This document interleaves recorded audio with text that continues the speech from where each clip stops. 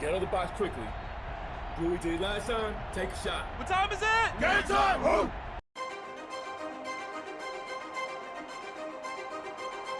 Every great plot has its twist. Game 5 of the NBA Finals was no exception. In fact, it may have shifted the momentum in this series. Michael Jordan was hitting the back of the rim all night. Meanwhile, Karl Malone finally found his rhythm, 39 points. And he had help, most notably from an unlikely source, forward Antoine Carr. Called upon in the second half, Carr had 5 attempts from the field. He made all 5. Chicago couldn't close it out at home, so we're back in Utah for Game 6, coming up next.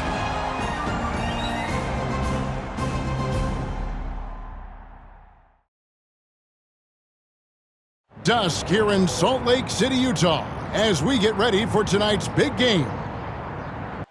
Good evening, fans, and welcome to the Donut Center for game number 6 of the NBA Finals with the Chicago Bulls and our Utah Jazz. And now, introducing the starting lineup for the Chicago Bulls. Wearing number 13, the starting center at 7'2" from New Mexico, Luke Longley. On the guideline, number 9 at 6'6", from Miami of Ohio, Ron Harper. Wearing number 7, starting forward at 6'11", from Croatia, Toni Kukoc.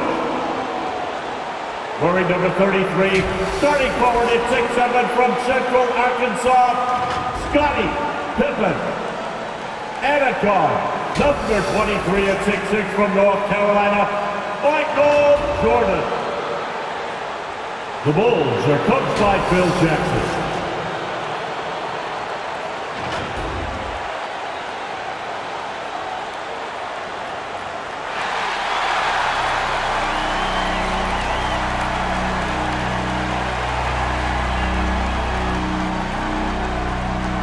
Starting forward, number 3 at 6'7", from Long Beach State, Brian Russell.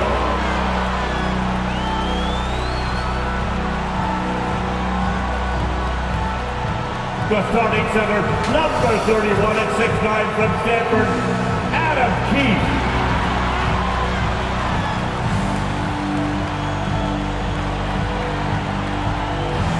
At guard, number 14, at 6'4", from Iowa State, Jeff Hornacek.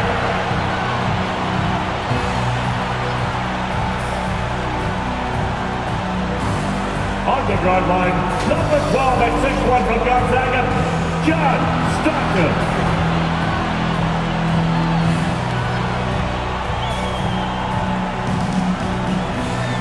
Starting at forward, number 32, at 6'9", from Louisiana Tech, the mailman, Karl Malone.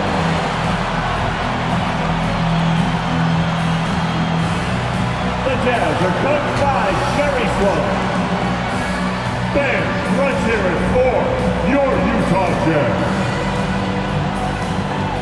Welcome, everyone, to Salt Lake City, Utah, for Game 6 of the NBA Finals between the Chicago Bulls and the Utah Jazz.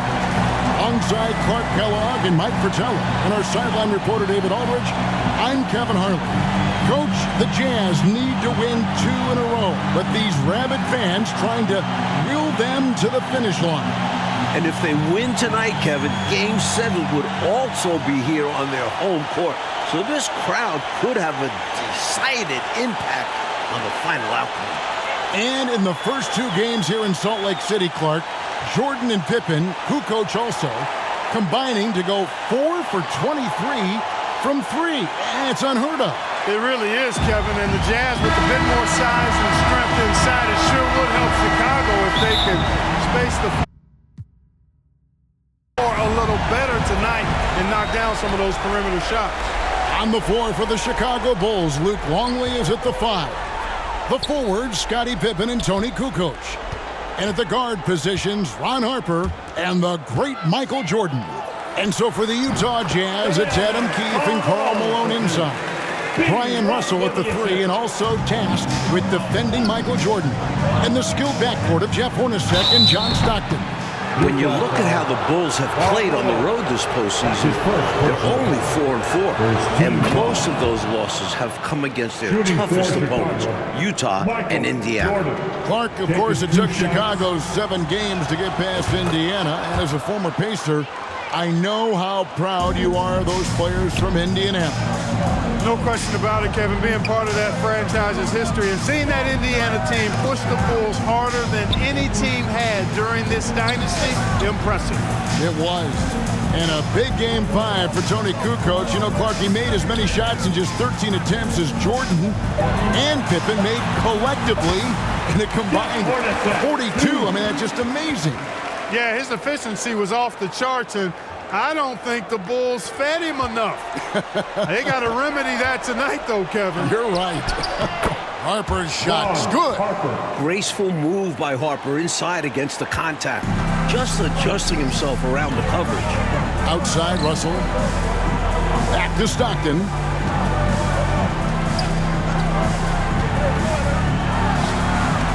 He can't get that one. Now Chicago takes it the other way.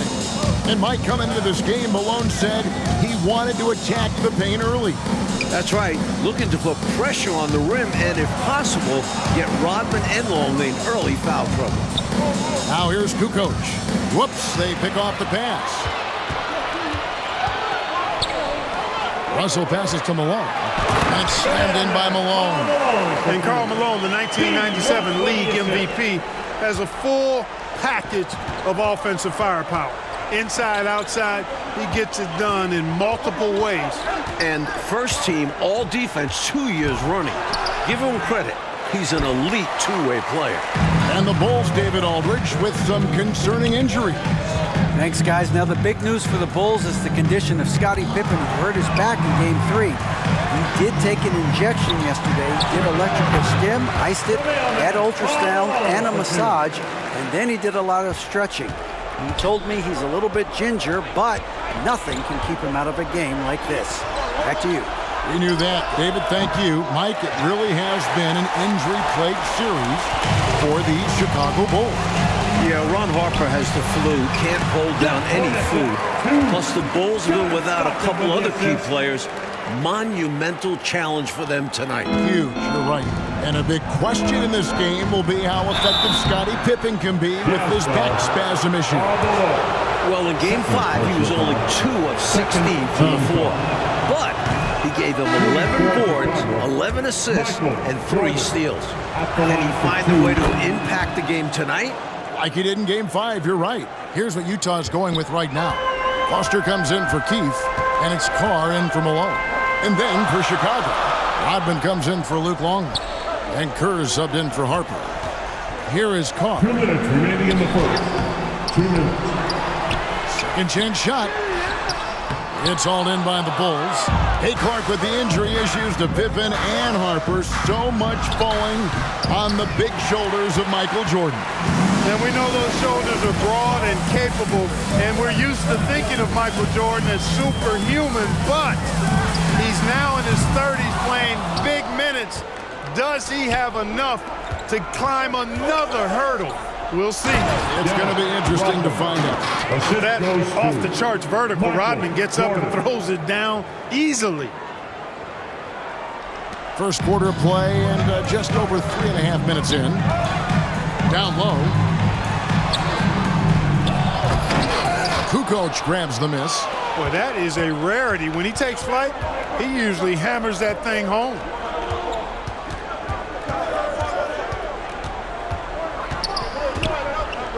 And they double up Jordan. On the wing, Kukoc. It's hauled in by Hornacek. Utah leading by 3. Here's Stockton. Lays it up off the glass. And in the fourth quarter of Game 5, John Stockton didn't attempt a single field goal. Jerry Sloan would like him to be a little more assertive with his scoring tonight. He's been an outstanding field goal percentage shooter throughout his career and in this series, Mike, so no real reason for him not to look for his shot. And so Stockton will bring it up for the Utah Jazz. Hornacek outside. Carr the pass to Russell. Jazz passing it around.